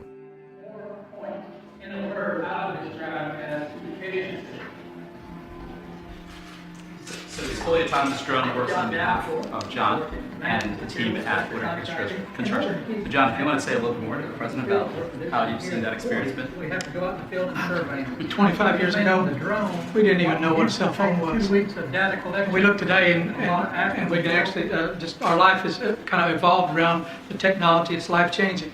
This drone is life-changing. We're finding out daily, not in the quarry side of things, but in the construction side of things, and other uses. We've actually started 2 other businesses up off the same drone, just using it in a different way. So it's. And yet right now drones are becoming very powerful too. I see where they're lifting people. I don't know about the level of safety there, but I see that. But also I guess they're going to be lifting very heavy material at some point. Yeah, there's an initiative with other companies underway to effectively have delivery being done by a drone. This drone in particular is about just being able to collect aerial intelligence in a sequence way. and being able to deliver that to the user in a way that they weren't able to accomplish before. So John's able to get that work done in literally minutes after the drone flies, versus usually it would take him days of just manual labor to be able to accomplish that same work. Fantastic job. Thank you, sir. Thank you very much. Thank you. Thank you, Mr. President. Thank you. Yeah, pleasure. Randall? Yes, Mr. President, I'm going to tell you everything you need to know about 5G technology in about 2 minutes, okay? Guys like Jeff M. out and various Internet of Things, drones, autonomous cars are going to require a whole different level of speed and wireless networks. If you come over here, this is a residential neighborhood. If you want to get the kind of speeds required today, these lights are fiber. We have to take fiber to every one of these houses to get that kind of bandwidth. What 5G does, says forget about all that fiber out here. Get fiber to this small cell, which Marcelo's going to show you here. This small cell will broadcast this kind of bandwidth to all these homes, okay? You no longer need to run fiber in here. So you can have speeds that are multiples of what the fastest cable technology can deliver today into the home with wireless technology. If you move into the city, what's happening? If you want to get that bandwidth in there, the same thing. Fiber run to every one of these buildings. It takes a long time digging up roads, bridges, and sidewalks and so forth. 5G says no longer. In fact, all you need are small cells inside the city, and we can light up these buildings here as well, right? And then as you move to Wi-Fi, we have Wi-Fi deployed in these buildings all over the place, so customers moving in and out of the Wi-Fi arrangement. You can see the old big cell technology sitting on top of buildings, broadcasting throughout the city. But down on the street level, the customer is being put on whatever network gives them the fastest speeds. This could be an autonomous car, it could be any number of things. And so as the car moves, it gets moved back and forth between the networks into another 5G deployment, and you're getting these kind of multiple gigabit speeds throughout cities without all the fiber having to be deployed into all these buildings. Really accelerates it, makes us get to the market much faster. So 5 years ago, 10 years ago, you couldn't have even imagined Wouldn't have this. thought about it. No, sir, we would not have. And this is 2018, we'll deploy in this kind of configuration, and the companies in here are. And in 2020, it becomes mobile. And so this handset would be getting these speeds. So there has to be a tremendous construction saving, too, ultimately. It's a huge construction saving. You don't have to deploy all this fiber. And you see this little cell site here. You're going from deploying these big cell sites and towers to deploying these all over cities. That's what Marcelo is going to show you, what this technology looks like now. So, Mr. President, if I can summarize 5G, is $275 billion of investment in the next 7 years, the creation of 3 million new jobs, and a contribution of $500 billion to the GDP of the United States. What is different between 4G and 5G? 4G, those were enormous towers that look quite ugly. We're going to move to deploy millions of this, hundreds of thousands, and then millions of small cells all over the United States. The problem that we have is it takes us 1 year to get a city to give us a permit, but it takes us 1 hour to install them. And unless we can install them real fast, we're going to lose that leadership that we have today. Those huge towers, all it is now, is just a small cell. You put this on the utility poles, you put it in the cable strands, and that's all we need in order to enable. So when people ask about 5G, But they're mostly local permits you need? Basically, we run into trouble with cities, municipalities, counties. Each one has its own idea of how much they should charge, how long should it take. How much is a federal permit? How long does that take? Well, this mainly would go down to the cities. We're working quite well with the FCC. There's some cities that takes 30 days, there's some cities that takes 2 years, so it's impossible to deploy. So this is why we need to fix this. And that's what 5G, when everybody talks about 5G. Well, we can do a recommendation to the cities all over the country to get it going, and Gary, maybe they can move it faster. Because this is truly a great process. But why don't we do a very strong letter of recommendation so they can get it done much faster? We're doing that all over the country. Shot clocks. The FCC at one time put in place to deploy these kind of cell sites. Yeah. Shot clocks. You have 180 days to get a permit done or taking a permit.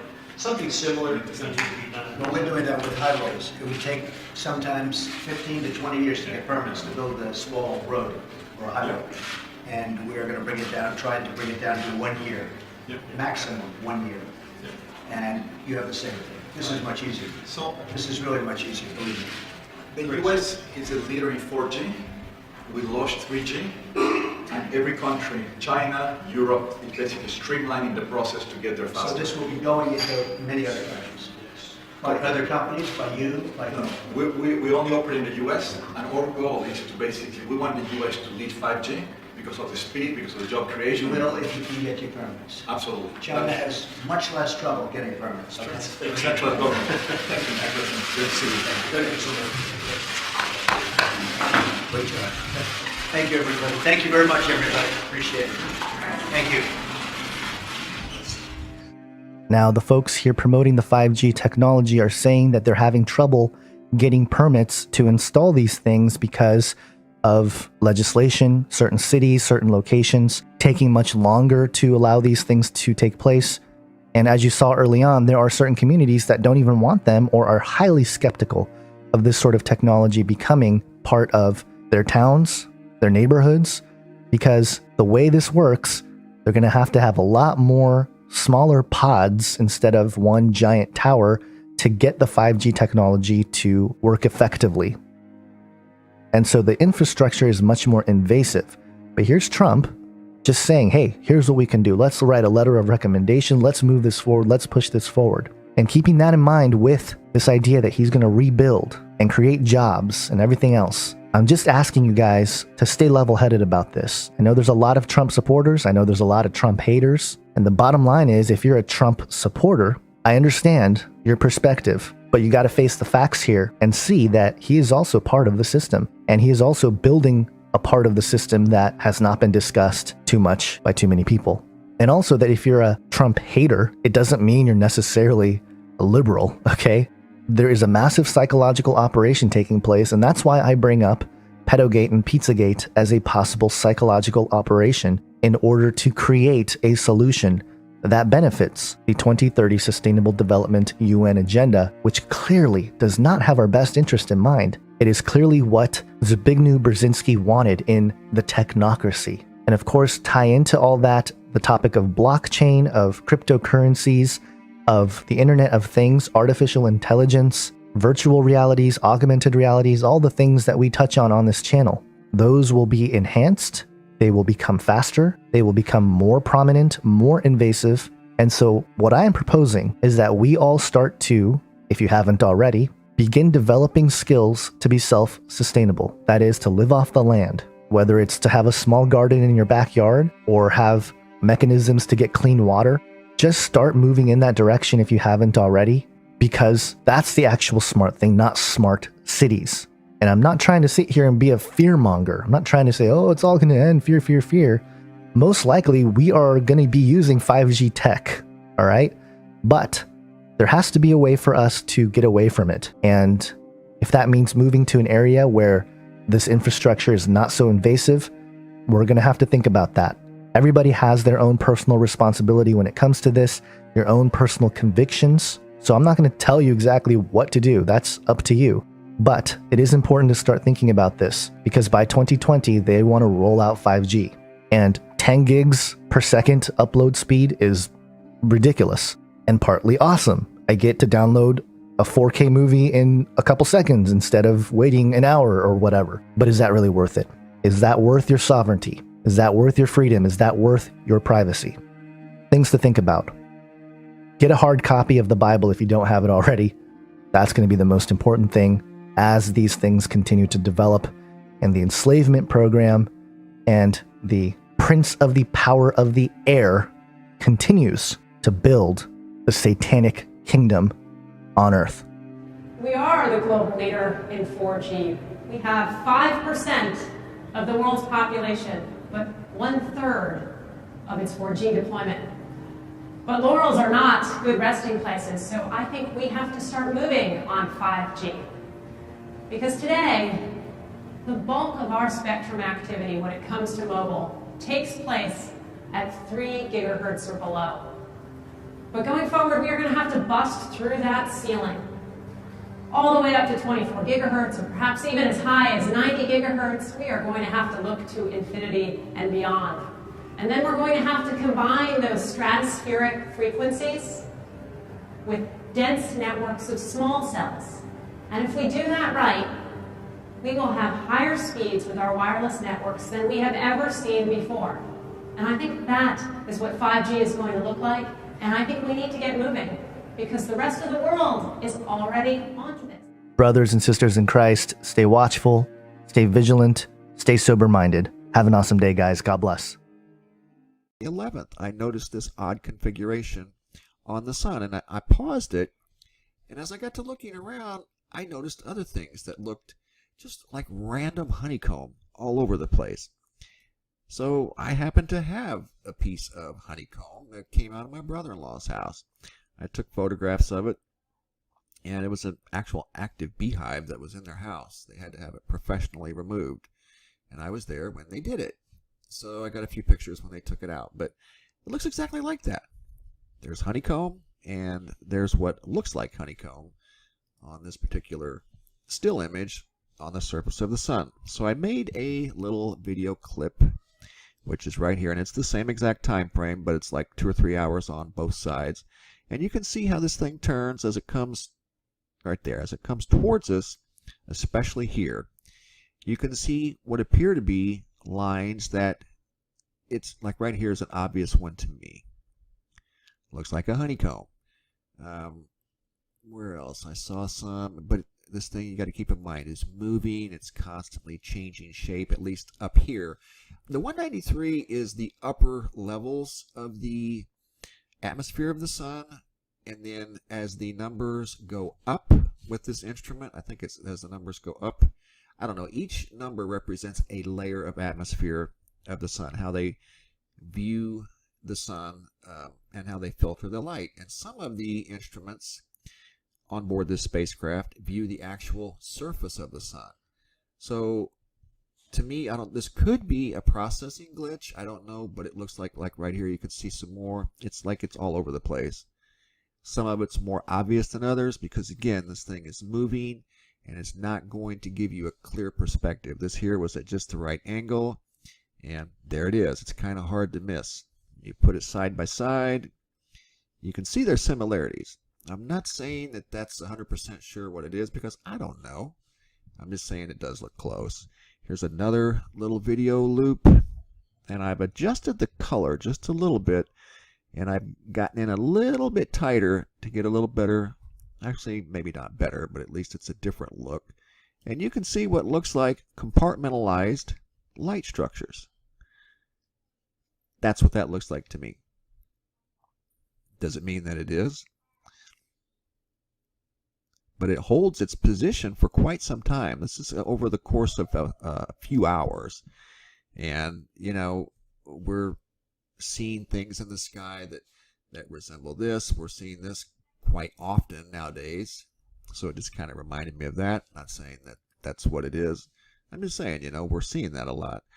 In different random photographs. That one there, a guy sent me. This was in a photograph taken of Crazy Horse Monument in South Dakota, and the sun was not in the photograph.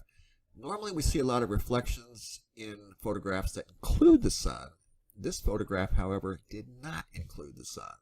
And it was in 2 separate photographs, not just one. So I don't know what we've got going on here. If anything, I promised I would get it up, and I try to be a man of my word. So here it is. For whatever it's worth, I don't know what we've got going on here, if anything, my friends, but that right there especially, to me, looks exactly like that. It's a perfect match. So whether it's actual surface honeycomb or something similar to that, I don't know. But it's very, very similar. Those 2 sections right here and here match, match. And in fact, the one on the left, the sun looks more like honeycomb than the actual honeycomb on the right.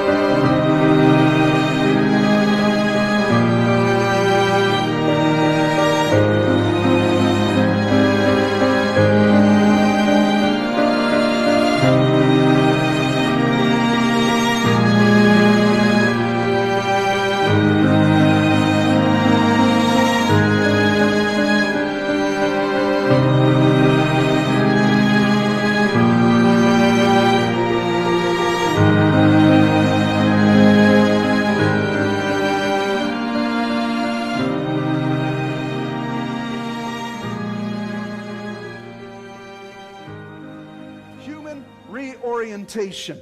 Jesus says it will be as in the days of Noah, so also will be the coming of the Son of Man. What's so special about the days of Noah? Deception, devastation, depravity, because the human race had fallen into a reorientation of what it meant to be human. Now, I'm not going to get into a long study on Genesis chapter 6, where the fallen angels came and cohabitated with women and brought forth the Nephilim and destroyed the gene pool, and only Noah was pure and could bring the human race into salvation. That's why God had to destroy the world. We all say, well, it was because of sin. Well, he should have destroyed it 10 years after that. Did Noah's family fall into sin? Yeah, so why didn't he destroy them? No, it had to go further than a sin issue. It was a reorientation of humanity. And the DNA was in fact changing, but I'm not going to get into that. But let me bring you up to the present trending right now. So in 3 ways there is a human reorientation. Number 1 is an identity. Identity. We start with orientation and gender. This is just the beginning. Don't think this is the worst of it. This is simply the beginning of changing the identity of man. It starts with, and we've seen it in our days, sexual orientation.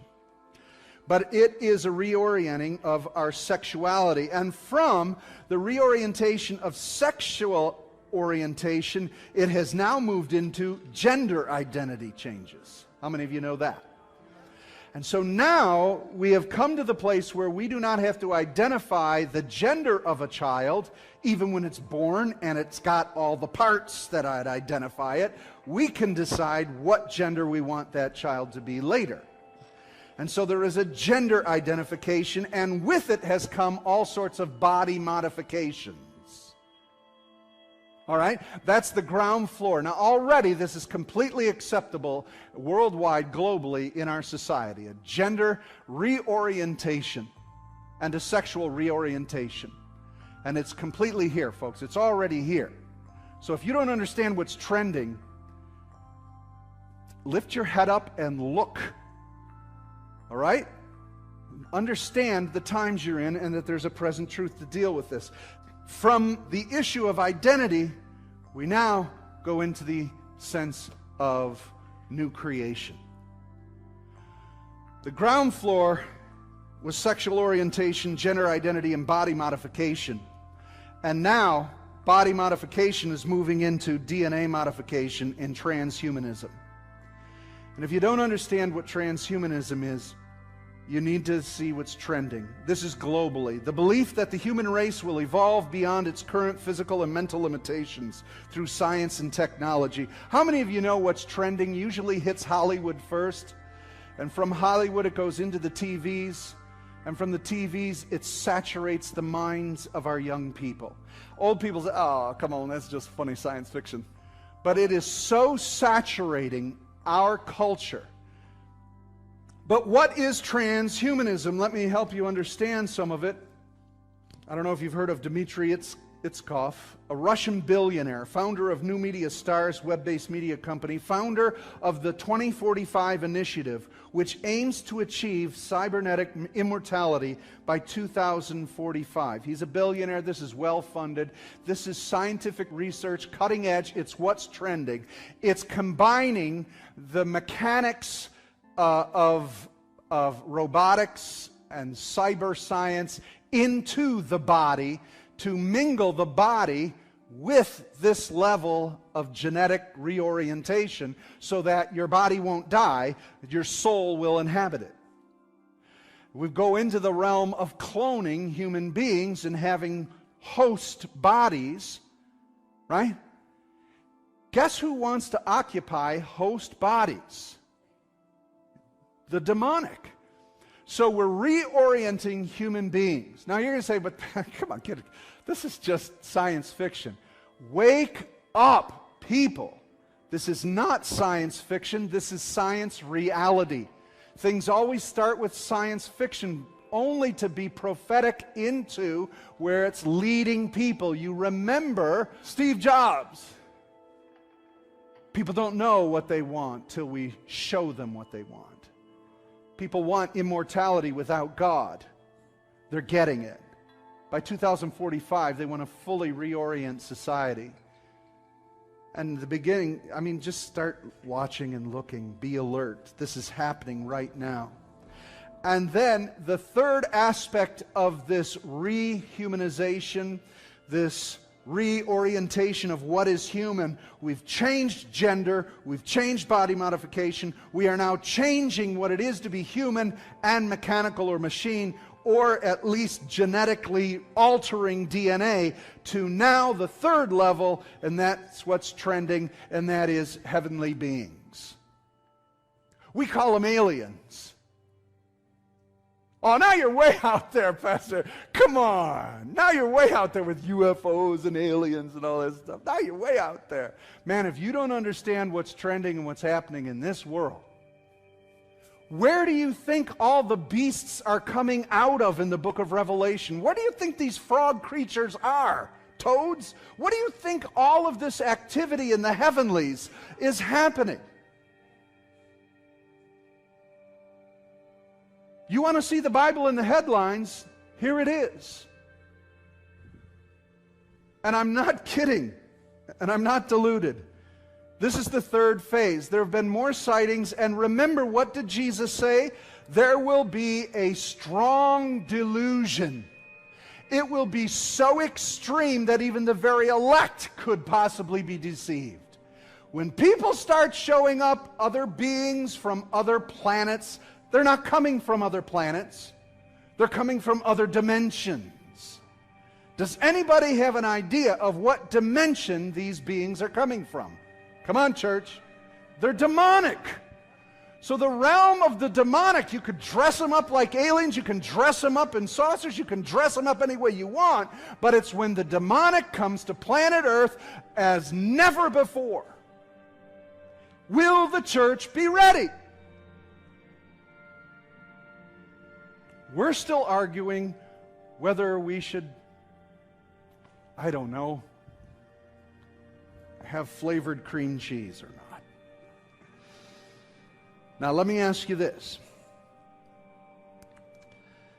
With this strong deception, strong delusions, and folks, you just need to talk to your children. This is the reality they have. And if you're not aware of what your kids believe, and so you're trying to bring them to church once a month, when daily hour by hour, minute by minute, they are being brainwashed and hypnotized and reoriented, both in sexuality and in gender and in what is being human and where did we come from and what's coming to visit. We need to bring our kids here and instruct them. We need to bring our friends and family here so that we would be instructed in understanding what is trending. Now, hey, listen, where sin abounds, can someone give an answer to that? Where sin abounds, what much more? Grace. When you heard Jesus in Matthew 24 talk about this, he's saying deception's coming, devastation's coming, but that's not all. That's not the end. Then he says that there's going to be such depravity, and he says, but that's not all. And he said, it ain't over till this word gets out to all nations. And that's what is mounting in the midst of this. So we need a church that's ready, that's in present truth, that is fired up and can handle these situations. And that's what I'm here to do with you. That's what this church is about. We want to be a present truth church. We want to instruct you. We want to teach you. We want to show you how to handle these situations. So when an alien shows up at your door, you call that thing out for what it is. All right? Don't get all ET and try and phone home. You call that thing out for what it is. And when people are confused and they don't understand their gender and their identity, you point them to the one who can identify them in the depths of their soul and in the depths of their DNA and let them know that God knows who they are and God wants to bring them into the fullness of who they've been called to be. We've got the answer for such things. Now, let's take a look at this. And so, what's trending? We're looking at deception in three ways. It's the reorientation of humanity in its identity, in its new creation, and in heavenly beings. That's the deception. And the answer to this deception is Jesus Christ, the Word become flesh. Let me help you understand. First of all, concerning identity and reorientation, this is exactly why Jesus died. Jesus died, the Word became flesh, Jesus became a human. Is humanity important to God? How do you know? Somebody quote John 3:16. There we go. Listen, you don't need to study deep theology for this one. It's really simple. And he demonstrated it really plain on the cross. All right? How many of you are equipped to tell other people God so loves you that Jesus died for you? That is the power that can cut through the deception of who am I. Because when Peter identified Jesus, Jesus identified Peter. Jesus asked, who do men say that I am? Well, what's trending right now, Jesus, is that you're John the Baptist come back from the dead. Well, I've heard trending is that you're quite possibly Jeremiah the prophet. Well, my trending in my Facebook says that quite possibly you are that chosen one that Moses talked about. And Peter says, look at all this is silly. I don't care what's trending. I'll tell you, Jesus, in present truth, you are Christ, the Messiah, the Son of the living God. That's what broke through, and he says the Father revealed that, not just what's trending out there among the people. The Father revealed that. The church has got to stop paying attention to what's trending for what we should do. We're seeing what's trending so that we can speak into it as to what God told us to do.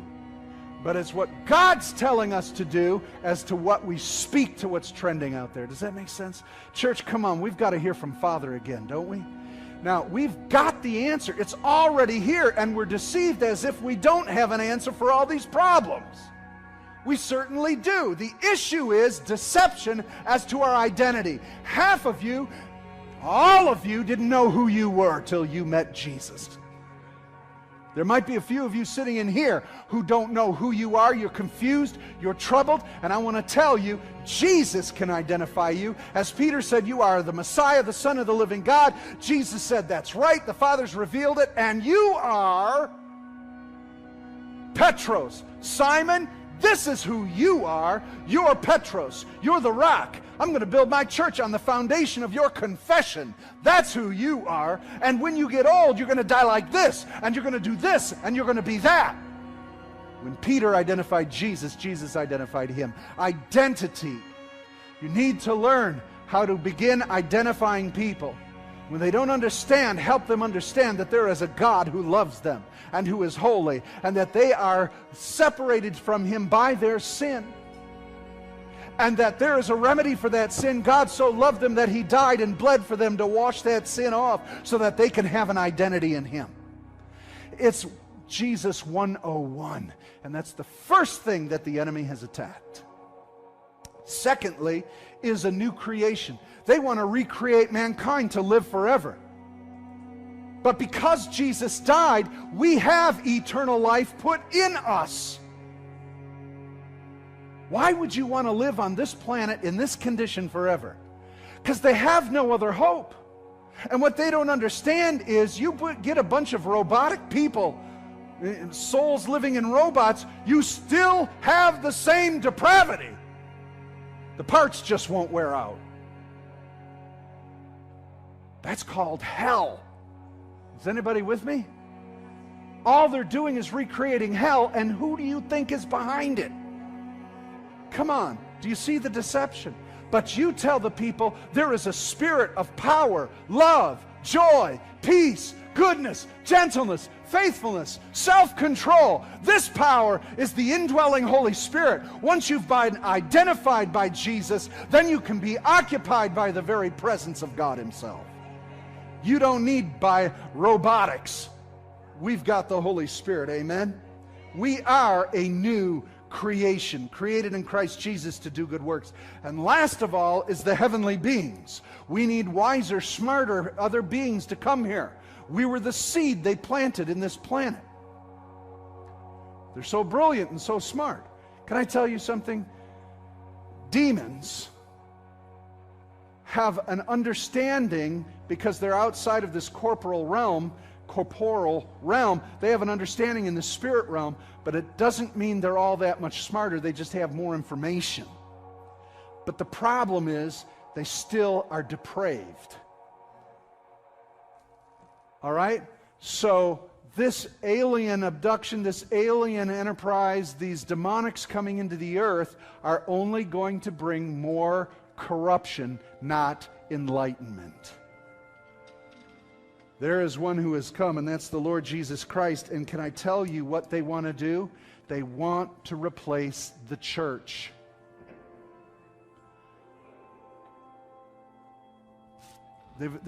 They already have eliminated God from the picture. So who do they have to eliminate on planet Earth that represents the kingdom of God? Hello? This is a showdown, people. If you don't understand the enemy that's at your door, come on, you're talking aliens. I'm talking demons. And you need to understand this. This is a present trending and reality. I mean, the sightings are off the charts. It's getting more and more blatant. And so you need to understand that you're going to start seeing these things like never before. And if you're not prepared, you're going to freak out. Oh, where's God? Where's God? There are aliens. Oh my gosh, maybe there isn't a God. You know how many people we're going to lose over this? Because the deception is going to be so grand. Now, again, you think I'm nuts and you think I'm crazy. You're going to have to deal with that. Can the gospel withstand this level of deception? Absolutely. The gospel can. It's whether the church can. 2 Thessalonians 2:3 says, "Let no man deceive you by any means, for that day shall not come except there first comes a falling away, and the man of sin be revealed, the son of perdition." So there's going to be a great falling away. The word is apostate, apostolu. So there's an apostate activity going on. Those who were saved, or at least we thought they were saved, Christians, believers, are going to fall away in great droves. The big question is, has it already begun? Absolutely, it has. And so I'm calling you to hang in there. I'm calling you to hang in. And I don't mean it in any mean way. I mean it in a way of warning and trying to prepare you for the craziness that's coming. And half of you are saying, oh, we don't have to put up with it. We're just going to get taken out of here. Well, then who's going to do the job that the church is supposed to do? Who's going to bring salvation to planet Earth? I don't know. I just want to get out of here. Let us hold fast the confession of our hope without wavering. For he who promised is faithful. And let us consider how to stir up one another to love and to good works, not neglecting to meet together, as is the habit of some, but encouraging one another, and all the more as you see the day drawing near. So what's trending? The day is drawing near. Deception is trending. How are we going to beat it? We gather together, spurring one another on in love and in good works, so that we're prepared to handle the craziness that's going on out there and the level of deception. You're going to find yourself drifting into this. But we need to gather together. Here's one of the biggest problems with the internet, with so much mass media. You can now pick your top 40 hits of preachers. You can watch anybody you want, the best of them all. I can just sit at home and watch them. But you can't get what's happening in our midst. Oh, are you saying I can't have the Holy Spirit? Yeah, the Holy Spirit's there with you wherever you are. I'm talking about the ecclesia, the body of Christ, the called out ones, the church. What's going to start taking place in our midst is where there's deception, revelation's going to come. Where there's depravity, sanctification and the outpouring of the Holy Spirit. Where there are false signs and wonders, there will be true signs and wonders where the people of God gather. And you got to learn how to get along if you're going to try to win the lost. Did you know that lost people are people? If you can't get along with the church, how are you going to get along with them? I don't have to. I'm saved. I can stay away from them. You're not supposed to.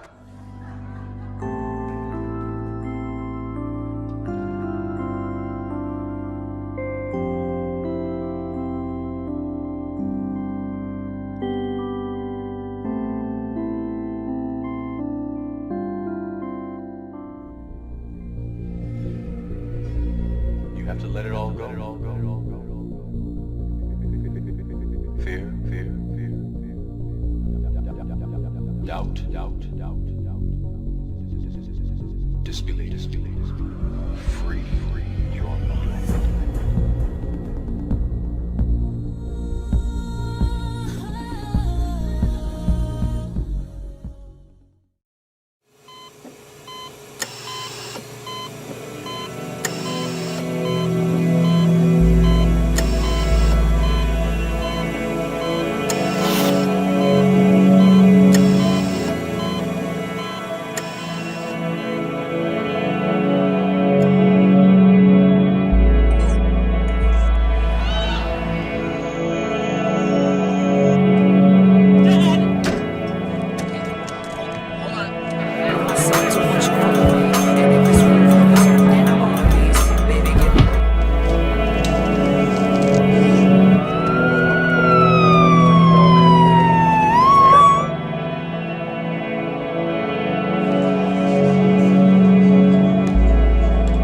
It's either the world and its pleasures, or it's Christ.